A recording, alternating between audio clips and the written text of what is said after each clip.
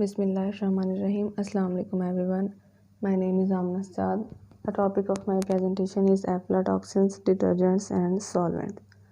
First of all, we will discuss about aflatoxins. What are aflatoxins?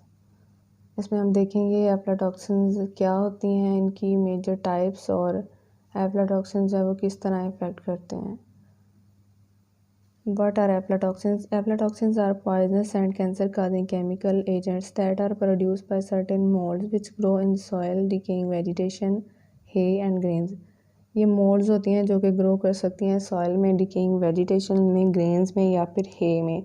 hay जो है ये dried grass होती है जो कि animal की feeding के लिए हम use करते हैं. इन जगहों पे ये molds grow करती हैं जो कि aflatoxins को produce करती हैं. They are produce by two type of mould. अब ये मोल्ड जो हैं दो टाइप्स की होती हैं जो एफ्लाटॉक्सिन्स को प्रोड्यूस करती हैं. एस्परजिलस फ्लेवस है और एस्परजिलस पैरासाइटिकस है.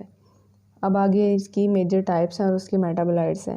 Eight least 14 different types of aflatoxins are produce. B1 is the most toxic. Aflatoxins B1 and B2 produce by both of these moulds.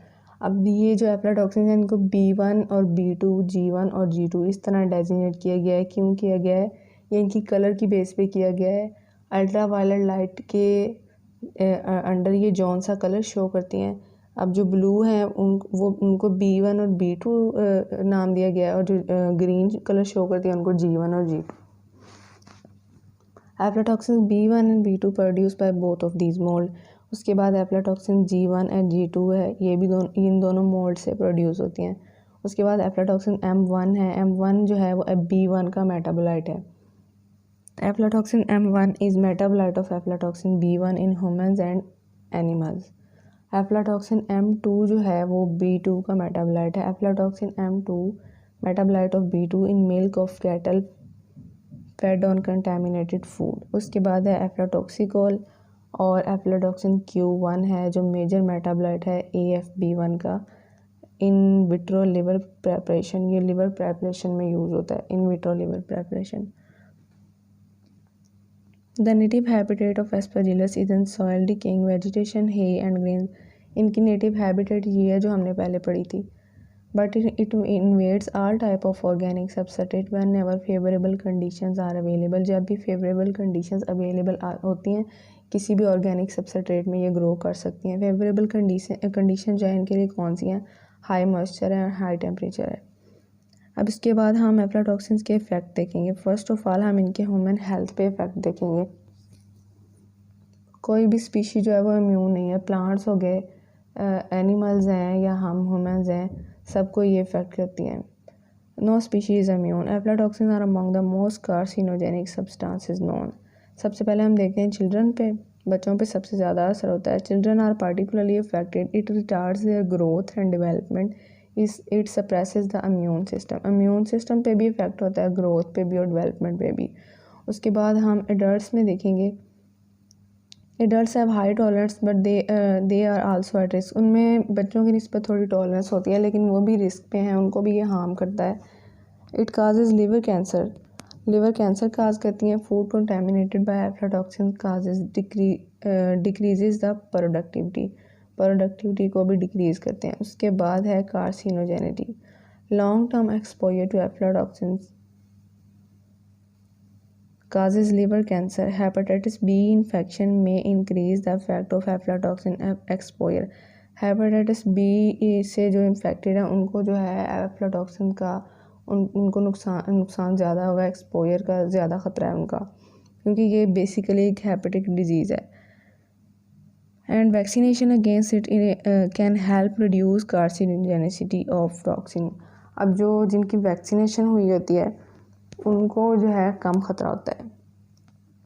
Chronic exposure also lead to decrease immune and reproductive function. Chronic exposure की बात किया कि इससे भी immune system और reproductive system जो है वो अफेक्ट होते हैं.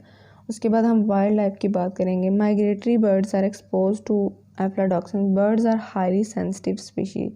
When they fed on contaminated crops such as corn they consume aflatoxin. This may result in wild life decline. अब बर्ड्स जो हैं, बर्ड्स अब कंटेमिनेटेड फूड जो है उसको यूज़ करेंगे, उसे कंज्यूम करेंगे तो उन पे भी इफ़ेक्ट होगा. इससे उनकी डेथ काज हो सकती है।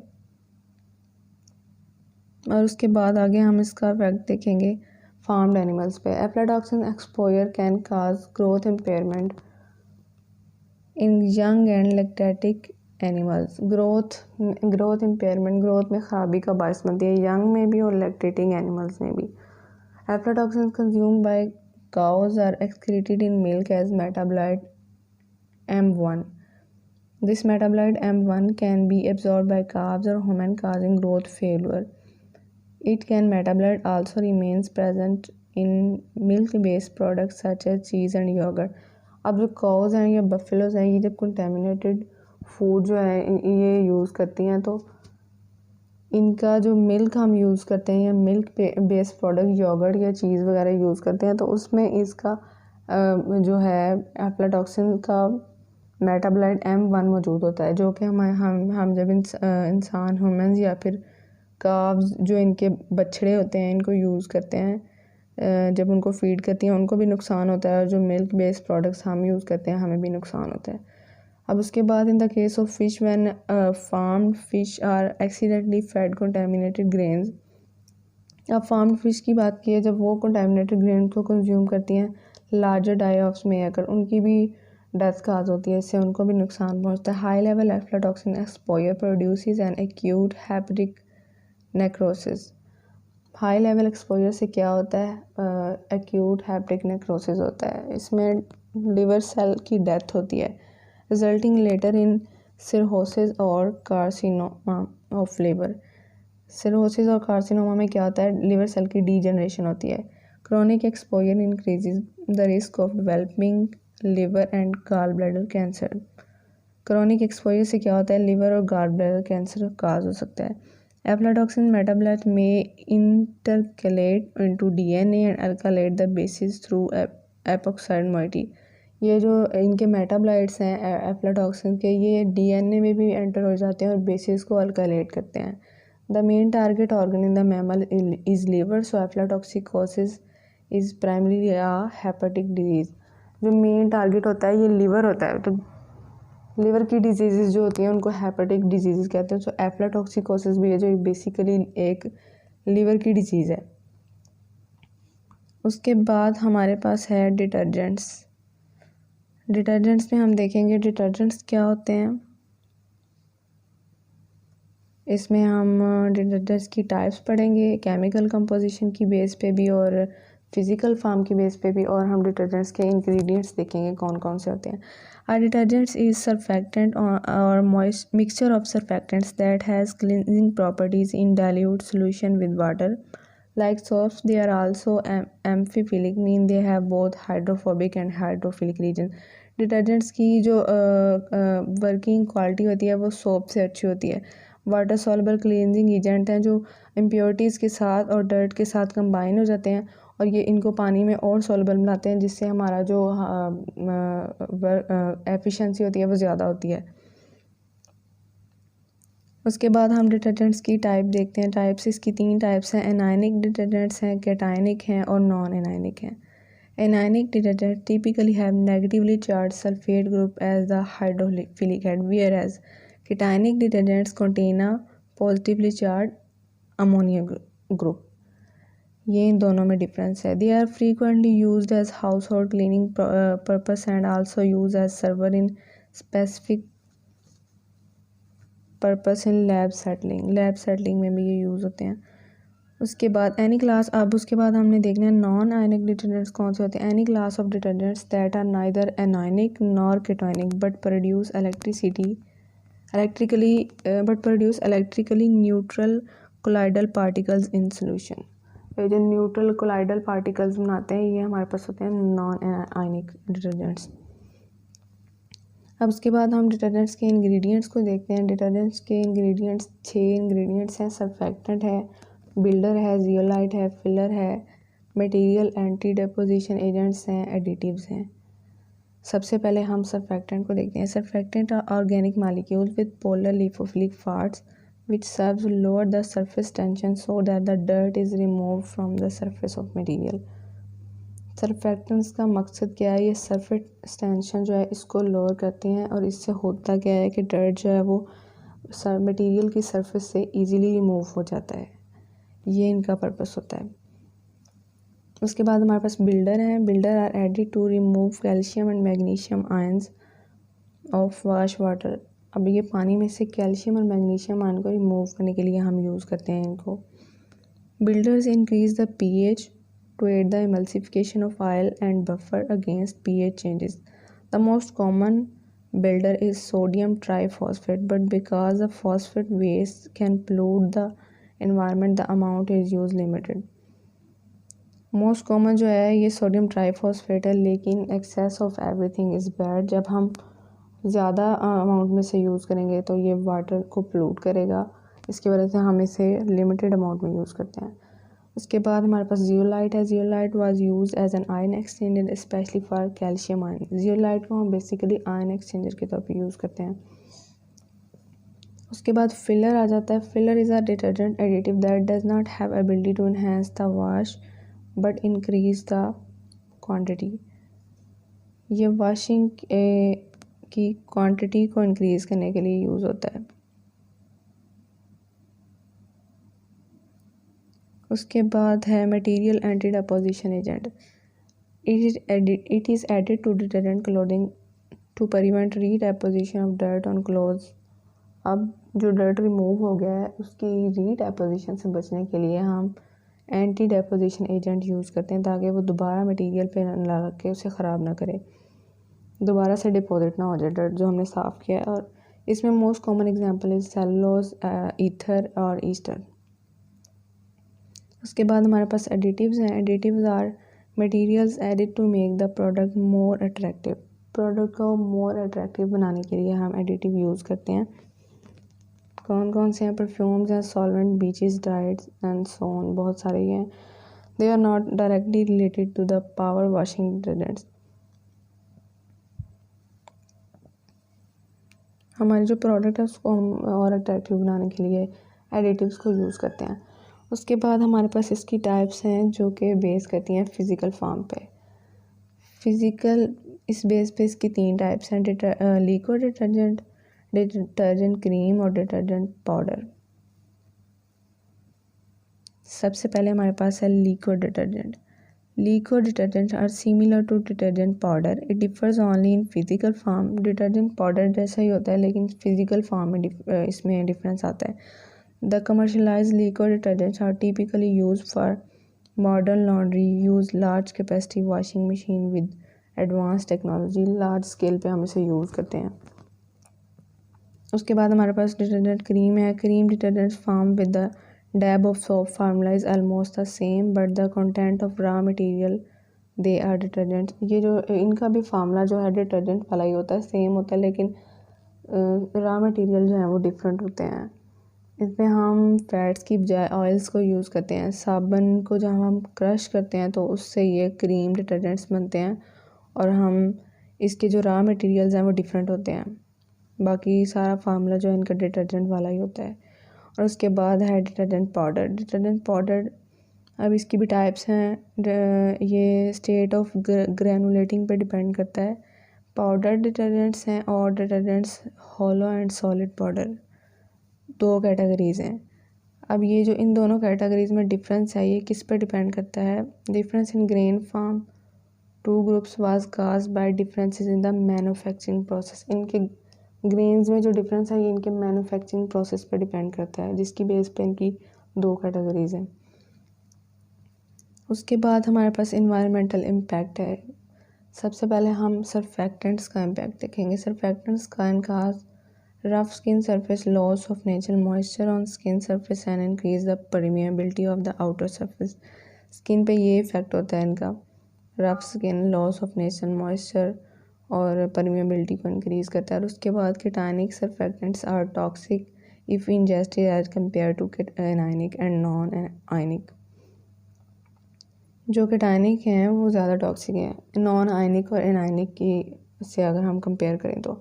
Rest of the ingredient contain in detergent surfactants can form chlorobenzene in drinking water treatment process steps. अब और जो इंग्रेडिएंट्स होते हैं सर्फेक्टेंट्स में वो क्या करते हैं? ये ट्रीटमेंट प्रोसेस की टैप जो है इनमें क्लोरोबेंजीन को प्रोड्यूस करते हैं। क्लोरोबेंजीन जो है वो हेल्थ के लिए टॉक्सिक है। उसके बाद हमारे पास बिल्डर आ जाते हैं। हम बिल्डर के इफेक्ट देखते हैं। One of the most widely use in detergents is phosphate. Phosphate जो है बहुत ज़्यादा बिल्डर्स के तौर पे यूज़ किया जाता है। Phosphate has no toxicity but the amount in excess can lead to nutrient enrichment in the body of excess water. जब हम इसे एक्सेस में यूज़ करते हैं तो न्यूट्रिएंट ज़्यादा हो जाते हैं पानी में, so that the water bodies of oxygen deficiency resulting from the growth of algae which is excess of food bacteria.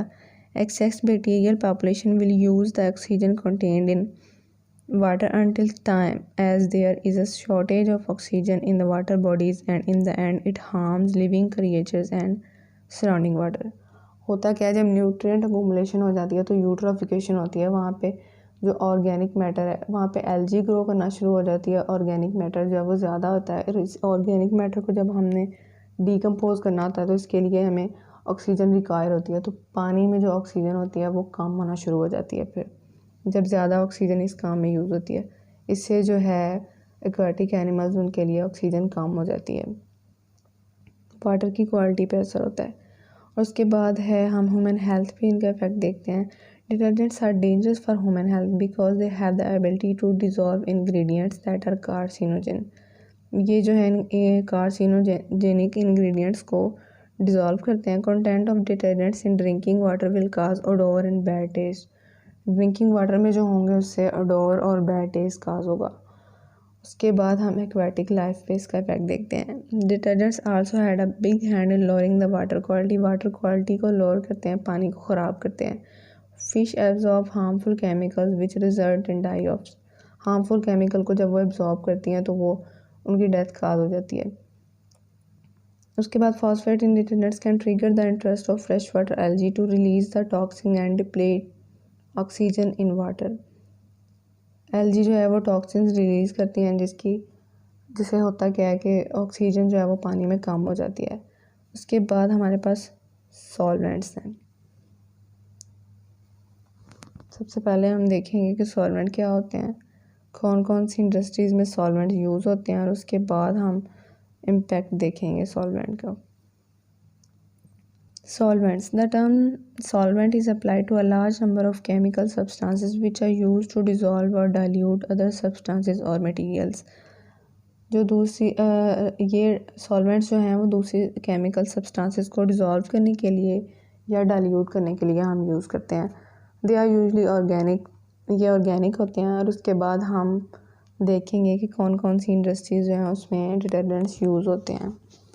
Solvents use होते हैं commonly used solvents in industries where solvents are most likely used are engineering में, construction में, chemicals, printing, rubber, plastics, footwear, textile। ये सारी industries जो हैं इनमें हम सॉल्वेंट्स को यूज़ करते हैं।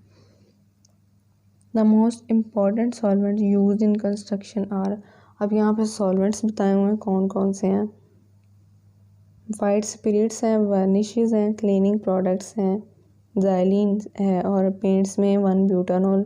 Solvents are also found in many products cleaning and degreasing materials, paint removers, additives, ink and ink removers. ये जो प्रोडक्ट्स हैं इनमें भी सॉल्वेंट्स यूज़ किए जाते हैं। और उसके बाद हम सॉल्वेंट्स का इम्पैक्ट देखेंगे ह्यूमन हेल्थ पे।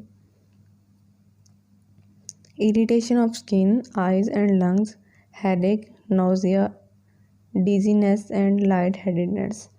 ये सारे जो हैं इरिटेशन, हेडेक, नाउजिया यानी कि वॉमिटिंग और डिजीनेस, ये सारे इसके इफ़ेक्ट्स हैं ह्यूमन हेल्थ पे। और उसके बाद very high exposure cause unconsciousness and even death. Unconsciousness भी काज होती है हाई एक्सपोजर से, और इससे डेथ भी हो सकती है। Long term exposure causes damage to central nervous system, kidneys and liver. Long term exposure से क्या होता है, हमारा सेंट्रल नर्वस सिस्टम डैमेज हो सकता है, किडनीज और लिवर को भी नुकसान पहुंचता है। उसके बाद हमारे पास है impact on aquatic life. Metals and solvents from industrial work can pollute rivers and lakes. These are poisonous to many forms of aquatic life and may slow their development, make them infertile and even death. जो हम industries में use करते हैं, हम पानी जो industries का वैसे ही बहा देते हैं लेक्स में और रिवर्स में, तो उनमें जो मेटल्स होते हैं, ये सॉल्वेंट्स होते हैं, उससे क्या होता है, एक्वेटिक लाइफ को नुकसान पहुंचता है। उनकी डेवलपमेंट जो है वो स्लो हो जाती है, उनकी फर्टालिटी इफ़ेक्ट होती है और डेथ भी काज हो जाती है इससे। उसके बाद है run offs of pesticides can cause water pollution and poison aquatic life. अब हम जो खेतों वगैरह में पेस्टिसाइड यूज़ करते हैं, अब उसका जो पानी होता है खेतों का, वो भी हम ऐसे ही बह जाता है, वो भी रिवर्स में या लेक्स में चला जाता है। उससे क्या होता है, ये पेस्टिसाइड्स जो हैं ये भी एक्वेटिक लाइफ को डिस्टर्ब करती हैं, पानी को ख़राब करती हैं, पॉइजनस बनाती हैं।